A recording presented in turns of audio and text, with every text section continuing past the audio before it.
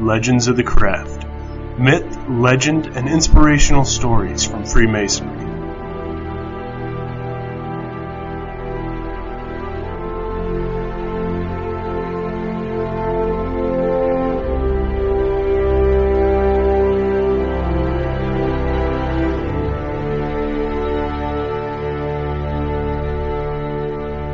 Hi, welcome back to Legends of the Craft. Haven't posted in a little while here. Sorry we missed you in August, but we were off at a Masonic workshop that month and very busy down there. We had some loose plans to post a podcast for you, but a little too busy. There was a whole lot to do at this Masonic workshop, and we kept ourselves very, very involved. This month we're gonna deviate from our previous subjects. We've been talking about American modern heroes. We've been talking about ancient biblical stories, but we're going to go now to some ancient philosophers who some say have connections with Masonry, some don't, but definitely his teachings, when read and written and understood, definitely are Masonic in essence. Absolutely. Today we're going to be talking about Pythagoras, and everybody is familiar with Pythagoras to one degree or another, whether you know it or not. One of the basic teachings of geometry that you took in elementary school or in junior high school, they teach about the Pythagorean theorem, which to a lot of folks is just an equation, but Pythagoras is the one who is given credit for this theorem, or his school, the Pythagorean School, is given credit for this theorem, which is still taught in today's schools, which is a basic mathematic principle. But he was more than just a mathematician. Pythagoras had a whole school where he taught about religion and spirituality, philosophy, and music, and was actually the first person credited with monastic living. All those students lived there like a monastery, men and women. It wasn't just monks as we know them today as men and nuns for women. It was men and women on equal footing, and they were all considered monks within his school. Pythagoras was born in Samos between the years 5080 and 5072 BC, and apparently he died sometime between 500 or 490 BC. I mean, there's a lot of different stories about his life, several versions of his death that we'll kind of tell you about. And so in this episode, we don't really have a story to tell you like on our other podcast, but Brother Brian Bungie has prepared something equally as interesting for our listeners. Yes, I have found some very interesting things. There are a lot of fragments of his writings that are still intact today. There's a lot of things that have been passed down, but like most people of his time, of the times before Christ, there's not a good written history or a solid biography. There's a lot of hearsay. They just didn't have the type of records that we have today, and that's true for everybody. This isn't something exclusive to Pythagoras. There's actually quite a bit more substantial record of his life than there are most people of the times, but not enough to really postulate on what was actually true and what wasn't. But what we have here is some of his writings. One of his favorite ways to teach in the school was through symbolic aphorisms. He would use these to as an allegory to his students, which is a very popular way of teaching during those times, which is related to the mystery schools and related to the fact that it's you can understand whatever you would like out of these aphorisms. There are many different levels of understanding to these, and there were Iamblichus. He gathered 39 of these symbolic sayings of Pythagoras and interpreted them.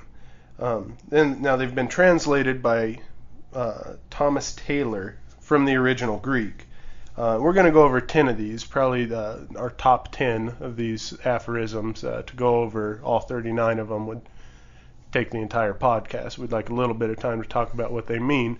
So we found 10 of these that are the most relevant to Freemasonry and to establishing what Pythagoras really thought and what he taught in his schools. But before we go into these, before we present these, let's go over a little bit of the history that we do have about Pythagoras so we can understand a little better where he's coming from. Pythagoras' father was a wealthy merchant from the East Aegean Sea. He would take his son Pythagoras with him all over Greece, trade various goods, and this really opened Pythagoras to a lot of different forms of education. He met a lot of different of the sages of the time, the educators, prominent political figures, and he was introduced to higher levels of thinking very early on as a young man.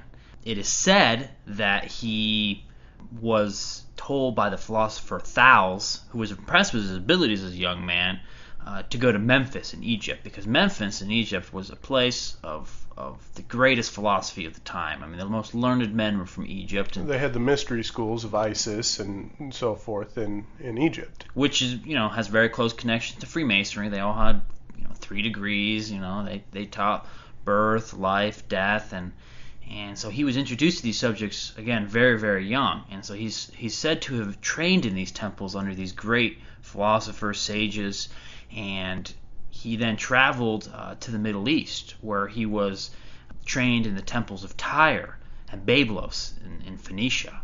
He's also said that he traveled amongst the Jews and learned the ways of Moses by the rabbis of Israel. And then he would travel even further east to Babylonia, into Persia, learned from Zoroaster, and eventually even went into Hindustan, where he is known by the Brahmins. And there's a word here that I don't think I can pronounce if I wanted to, but some Hindu word basically calling this great man from the Ionian Islands. Now, it should be stated, who he called Zoroaster is probably not the same god that is worshipped today by Zoroastrians. We're not saying he communed with their version of God, but there were many accounts of a Zoroaster that he studied with, which don't know the connection to the modern religion today, but it most certainly is not who they worship as a deity in the Zoroastrian religion. And so with these teachings, traveling from west to east, he returned back to the west, very methodically, and established a school, a secret society, some would say, in Crotona, which is in southern Italy.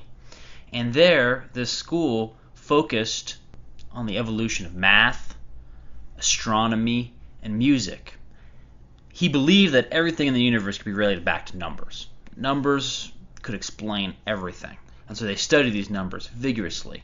Now, the school, interestingly enough, was divided into 3 degrees. They had novices, the nomothetes, and the mathematicians. And there's Greek terms for all these, but we're going to not try to sound ignorant today, so we'll keep it to the English versions. And basically the first degree were people from Crotona or surrounding cities that wanted to come learn at the school. They could still have side jobs and have personal possessions and eat meats. They were basically like part-time students today. They entered apprentices of sorts. Yeah. Or like any college student, they took their classes, they went home. They led their lives like normal. Not really what you call secret society material when all your neighbors could come and hang out at your compound. Not really too secret. The second group, the nomothetes, were basically the administrators, the agents, the executive agents of this organization in Crotona.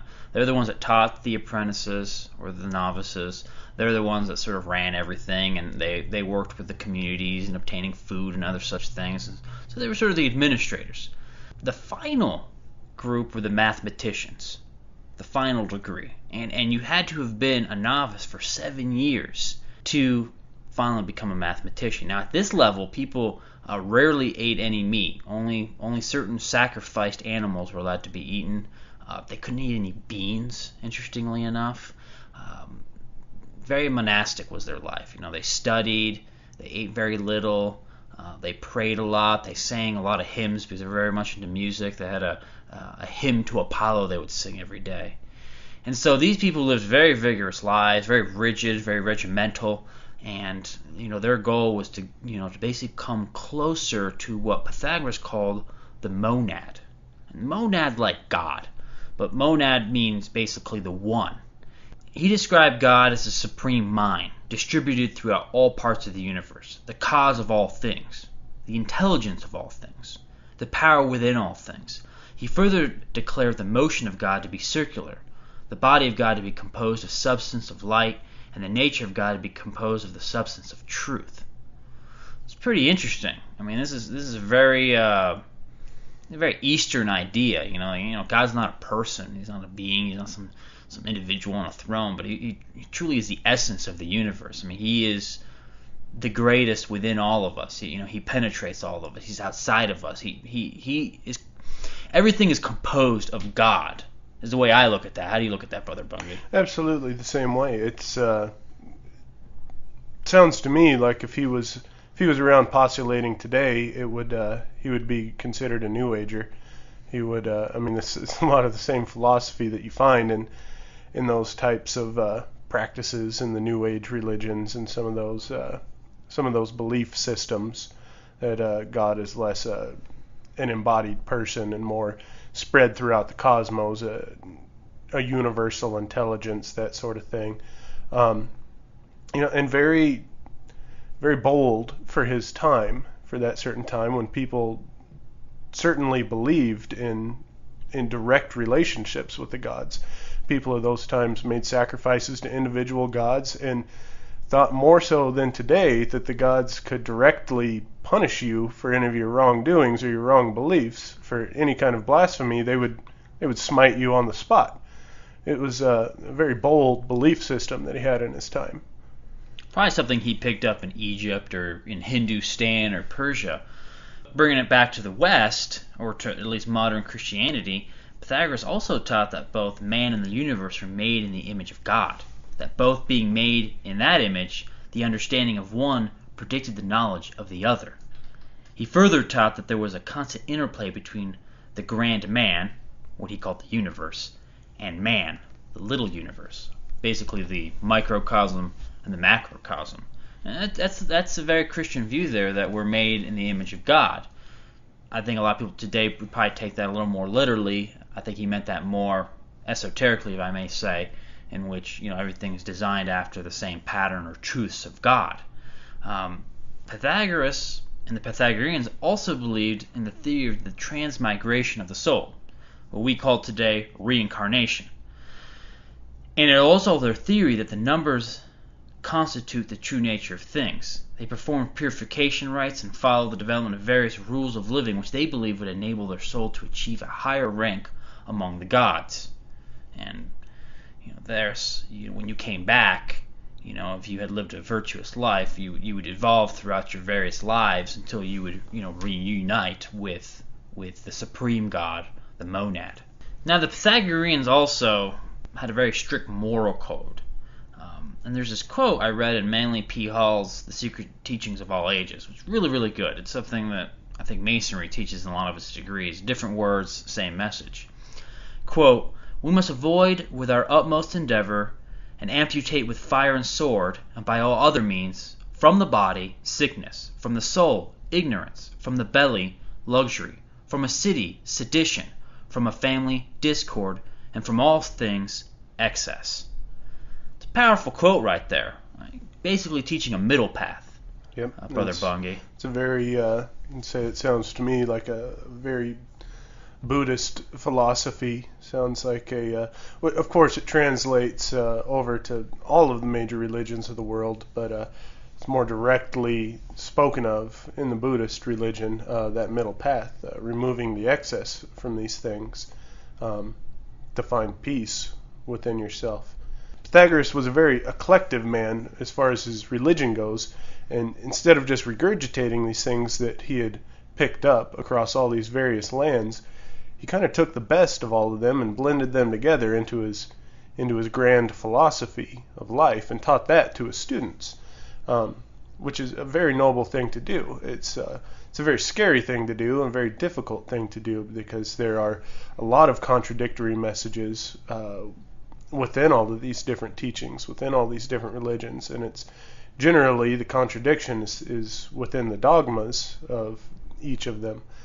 Now Pythagoras managed to kind of wade through all of the dogmas and pick out the fruit at all of these religions, and he blended them together into this philosophy that he taught. And whether you believe in his philosophy or whether you think it's crap, it's still a very bold move on his part, and definitely in the spirit of trying to make progress. There's another quote that I'm going to read from the Secret Teaching of All Ages, which then kind of goes on beyond this moral idea to what he found to be the fabric of morality. Quote, Pythagoras taught that friendship was the truest and nearest perfect of all relationships. He declared that in nature there was a friendship of all for all, of gods for men, of doctrines one for another, of the soul for the body, of the rational part for the irrational part, of philosophy for its theory, of men for one another, of countrymen for one another, that friendship also exists between strangers, between a man and his wife, his children and his servants. All bonds without friendship were shackles, and there was no virtue in their maintenance. It's very interesting, Brother Bungie, because he's talking about brotherhood here. Mm-hmm. He's talking about brotherly love, and that's the fabric of Masonry. The three grand principles of Freemasonry are brotherly love, relief, and truth. And here Pythagoras is saying that the first principle in his order was brotherly love. That relationships, no matter was it from a man to another man, from a man to his wife, of a doctrine to a religion, there's a relationship, and those relationships is what makes up humanity. And it also ties into quantum mechanics today, because what they're saying in physics today is that, does a tree fall? There's no one there to hear it. Does it make a sound? No, it doesn't. The observer is just as important as the observee or the various conditions of the experiment. That without the observer, there is no experiment. So these relationships is what makes our experiences on this planet, and we need them to learn. Now Pythagoras here is talking about true friendship, not what's considered friendship a lot of times in our society here, where you have to interact with somebody on a day-to-day basis and their home phone number, so they're your friend. He's talking about a true brotherly love, and he's using the term friendship as it should be used, not as loosely as we use it. It is thrown around very, very loosely these days.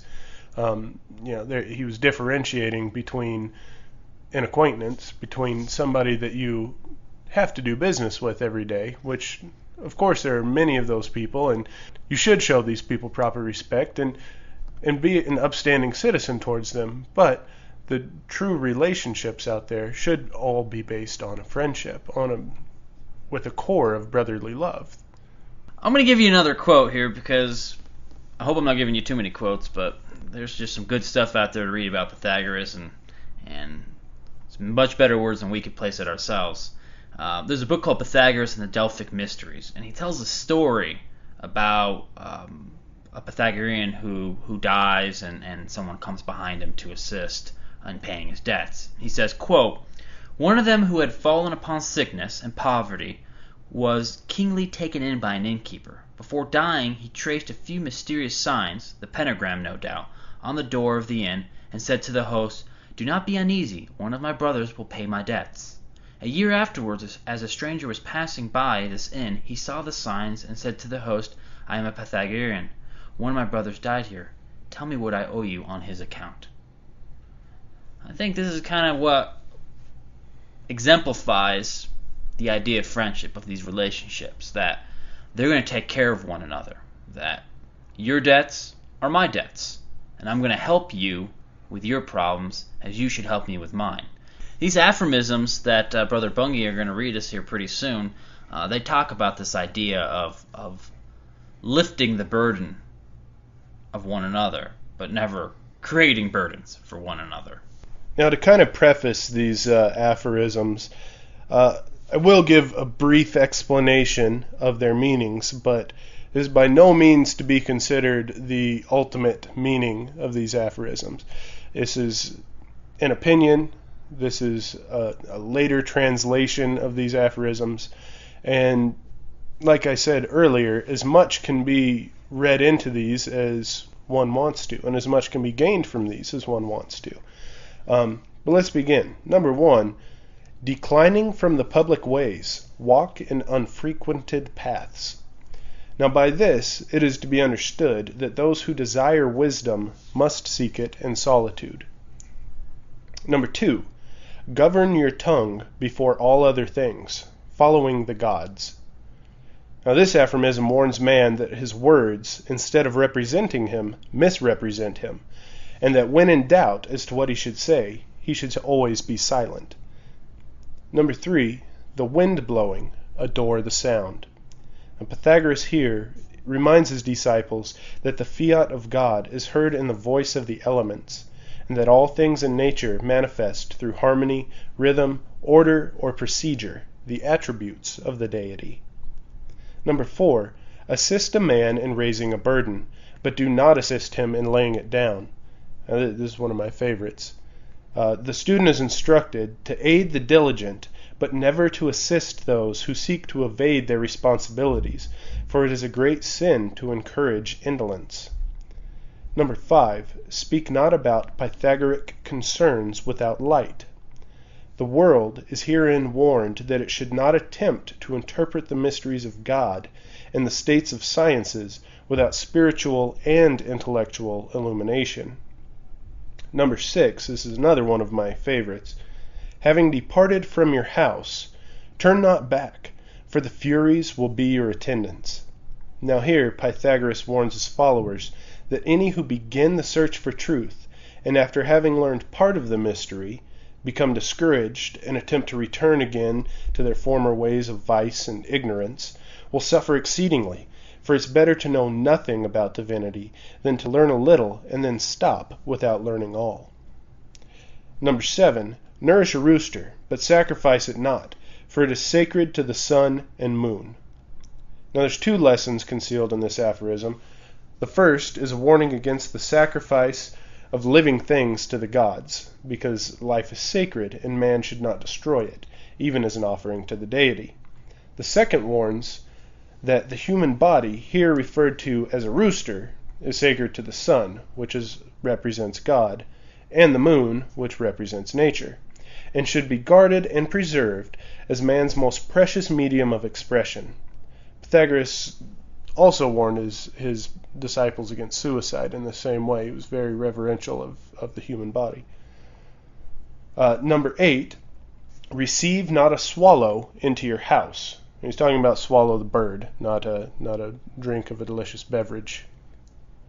This warns the seeker after truth not to allow drifting thoughts to come into his mind, nor shiftless persons to enter into his life. He must ever surround himself with rationally inspired thinkers and with conscientious workers. Number 9, offer not your right hand easily to anyone. Now this warns the disciple to keep his own counsel and not offer wisdom and knowledge to such as are incapable of appreciating them. The hand here represents truth, which raises those who have fallen because of ignorance. But as many of the unregenerate do not desire wisdom, they will cut off the hand that is extended in kindness to them. Time alone can effect the redemption of the ignorant masses. Now, that's a very, very deep philosophy right there, and something that's not really considered politically correct to touch on these days. It's not really considered politically correct to call anybody ignorant, especially the masses. But very true today, just as it always has been. And number 10, when rising from the bedclothes, roll them together and obliterate the impression of the body. Now here Pythagoras directed his disciples, who had awakened from the sleep of ignorance into the waking state of intelligence, to eliminate from their recollection all memory of their former spiritual darkness. For a wise man in passing leaves no form behind him, which others, less intelligent, seeing, shall use as a mold for the casting of idols. Brother Bungie, those sound pretty Masonic to me. Absolutely Masonic and extremely deep thoughts as well. I mean, they're a little cryptic, but our art is just as cryptic. You know, things may seem nonsensical or literal, but they have these, a lot of these alternative understandings. It's that onion we always talk about, the layers that you take off. But I think a lot of these ideas that Pythagoras had goes back to a central idea he had in his, not a theology, but his philosophy, which is the Pythagorean why, which is what he used to talk about the choices we have in our life. That basically there are two paths, that from a central stem there come two parts, like in a Y, one branching to the right and the other to the left. The branch to the right was called the divine wisdom, and one to the left, earthly wisdom. Youth, personified by the candidate walking the path of light, symbolized the central stem of the Y, reaching the point where the path divides.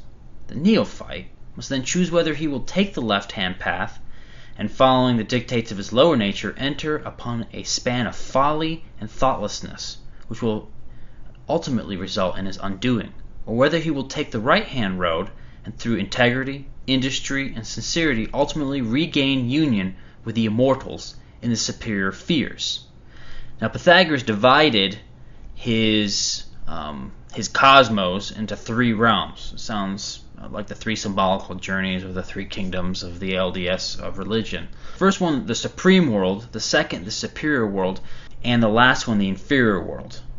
Basically, the supreme world is where God, the monad, dwells. The superior world is where the immortals live, and all the archetypes that we have on Earth, the seals as he called them, exist. And the inferior world is the Earth. It is where we live, where material existence is.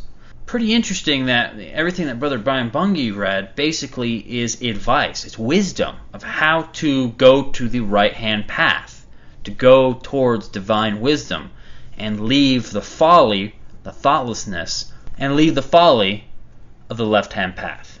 It is important, like you were saying, this is a philosophy and not a theology. These things are not dogmas. They're not things that you have to do. He's not saying that to be a good person or to be righteous or to have salvation, you must follow what I'm telling you. He's the one that coined the phrase philosopher because he didn't believe that he knew things. Prior to him coining that phrase, these extremely knowledgeable men called themselves sages, which means one who knows. And Pythagoras didn't like that. He thought that was a little self-righteous. He coined the phrase philosopher, and he intended it to mean one who is trying to find out. Oh, he believed himself. He didn't think he had all of the answers here, but he made it his life's work to try and discover these answers. And he's sharing with his students and with the rest of the world what he has discovered along that journey. But he is not saying that these things are divine principles that must be followed for salvation to follow. And it's interesting that it took so many years to advance in his organization. I mean, it wasn't something you spent 2 months, took an exam, and you were in the next degree. Like, you had to spend years of intense study to even prepare yourself for the next degree in his system, because they were studying some in-depth mathematics, some principles which he believed would lead to the evolution of mankind.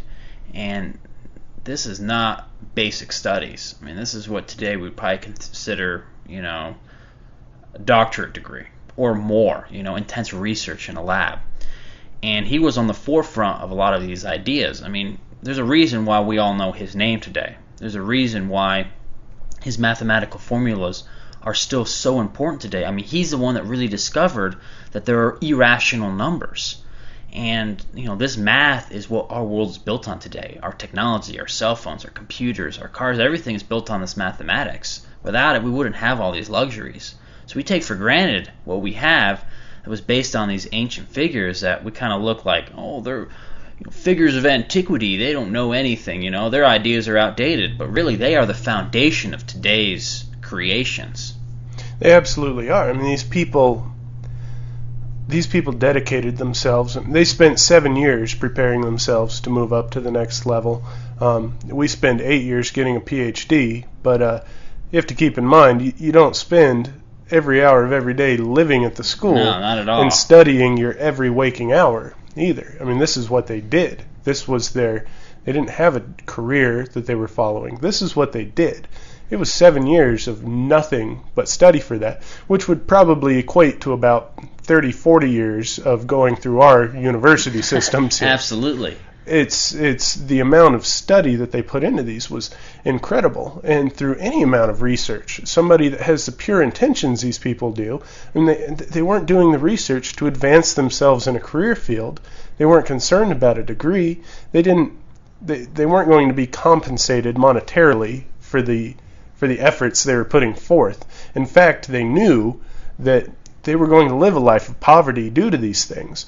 They did this in the pure pursuit of knowledge. They wanted knowledge for themselves and knowledge for anybody else in the world who was ready to accept that knowledge. That's why they made such huge advancements in here. It wasn't capitalism had nothing to do with this here. And not that that's a bad thing, not that capitalism is a bad thing, but it's definitely a hindrance to pure scientific progress for the sake of science. Absolutely, Brother Brian Bungie. Not only did they spend a lot of years in intensive training for their education, but they ate certain foods, they slept at certain times to be able to just get that little bit of efficiency out of their heads.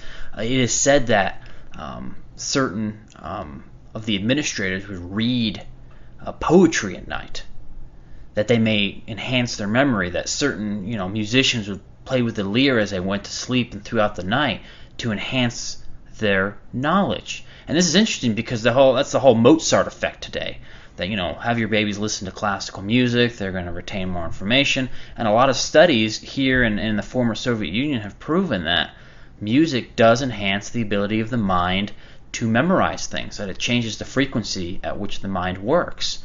So again, these are ideas that today we're only proving through scientific instrumentation, and they were using it thousands of years ago. They were using it, but this is at least 500 years before Christ. They started using this, and who knows where Pythagoras got the idea from. I doubt that it was an original idea of his. It was probably something that he picked up from his many travels throughout all of these learned men and learned societies. And the Egyptians had these mystery schools for thousands of years before Pythagoras came around. And they had knowledge of, this is a completely different topic, but they had knowledge of astronomical things that have just been proven not thousands of years ago, but hundreds of years ago, that we're just now being able to prove. These are schools that had knowledge of these things, and we won't get any more in depth into that. That's a whole nother podcast, and we will do that podcast for sure. It's interesting, the Pythagoreans even thought that each star had planets going around them with their own atmospheres and people living on them. An idea that a couple hundred years ago you'd be laughed at. Today, their telescopes, the Hubble's discovering all these planets, Earth-like planets possibly. Could there be creations on them? That's not for me to determine, but a lot of what he was saying back then without the instrumentation is coming true. So this guy was not a fool. This guy was the man. This guy was, he was the philosopher. And there were some of the documentation that they were able to save from Pythagoras' school after it ended in tragedy. Of course, all these great men tend to end in tragedy. But some of the writings that were saved were bought for great amounts of money by Plato, who revered this man.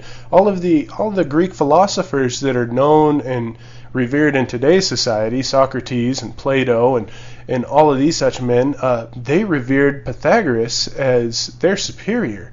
They looked to learn from his writings, and they were willing to pay immense sums of money to be able to handle a few pieces of parchment that had some of his philosophies written on them so they might understand them better. He's considered the first of the great philosophers. But as Brother Bungie said, a lot of these men that enter these type of fields end up perishing because of their beliefs. And though there are many different renditions of what happened to him at the end of his life, there seems to have been some individuals that were not accepted into his school. They became disgruntled, and they encouraged the people living around the school to form a mob. They marched on the school, and one account says they killed him.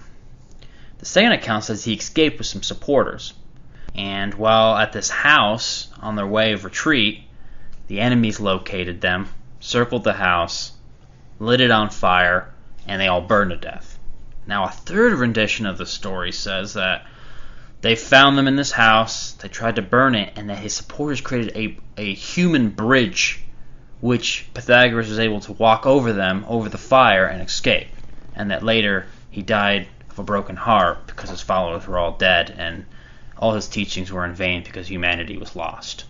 Now, regardless of which version of these stories is true, it does go. There's one thing they all agree on, is that some people who were deemed unworthy of attending the school, which his standards weren't ridiculously strict. From all we can tell, there were plenty of people that were accepted in there to do the basic learnings. Not everybody was accepted into the higher degrees of the school, but how many people would really want to dedicate themselves that way? I think a lot of folks believed they could do that, and after a month or two of trying to live the requirements that they would have to, they would run away. I think he was trying to prevent that, just as the requirements that we ask of any candidate into Freemasonry are as much to protect that person as they are to protect the lodge. I mean, with an inside knowledge such as Pythagoras had, or such as we as Freemasons have, as to what the lodge or what his school would require of these people, we have a better knowledge of who's going to excel in these things and who will not thrive in these situations. There are a lot of people who will not thrive. Through no fault of their own, there's just some people who don't learn things this way, who don't have a desire to learn things this way. Or they're on the left-hand path, as he stated, that they want some knowledge, but they don't want to let go of the physical realm, so they're just not ready to take the path of divine wisdom. Absolutely. And these people got angry at the fact that he would not allow them into the school. And these people, they managed to rile up a mob and more than likely convince them of things that were not happening in the school, that he was doing some kind of evil things, because there was not a full disclosure of the higher degrees. I'm sure these people were susceptible to believe that, I'm sure he's doing these horrible, evil things because he won't tell us everything that's going on.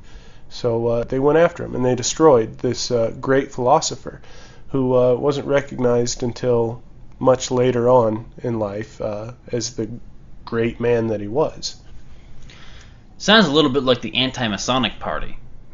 Some people wanted in, and they weren't allowed in, so they were going to disclose all this information, and then suddenly he disappeared, and then you had mobs, people angry, wanting to destroy Freemasonry because of their secrets. And I think this is a story that's not only happened in Masonry and with Pythagoras, but with all great institutions in which there's that one guy that doesn't get in, and he wants to bring it all down because he can't be a part of it. And when you try to think about the correlation to Masonry, you have these people who aren't worthy of the next degree, and out of their rage and their desire to attain this knowledge, ill-gotten knowledge, they'll destroy the only source of this knowledge, and destroy the only source of it for the rest of the world, as well as themselves. We've been rambling here for a while, so we're going to take our leave. Next month we'll be talking about Lieutenant Charles Warren. We'll be going from London to Palestine to Singapore and all the way back on his exciting adventures as a very predominant Freemason at the end of the 19th century.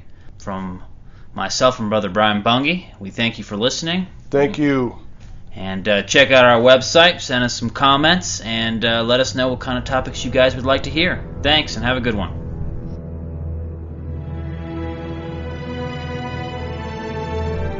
This has been Legend of the Craft. We hope you've been inspired, and we'll tune in next month for more myths and legends of Freemasonry.